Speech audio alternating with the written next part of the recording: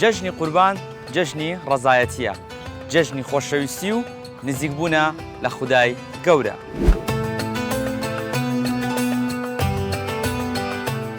مناڵەکانیش دڵخۆشن و جل تازە کردنە سەوەر و جەژنیان زیاتر خۆشە.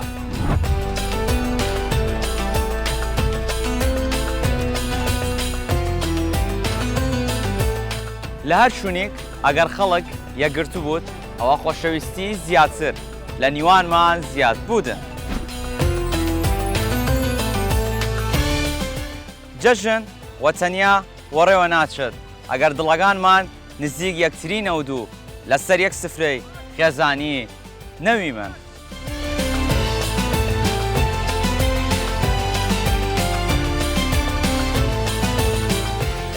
خانەقینیەکانیش گشتیان دەرچینە و جەژن پیرۆزی لە یەکتریکەن و ئیمەش شوینە پیدان گست ساڵێک جەژندان لە خۆشی و شادی بوودن.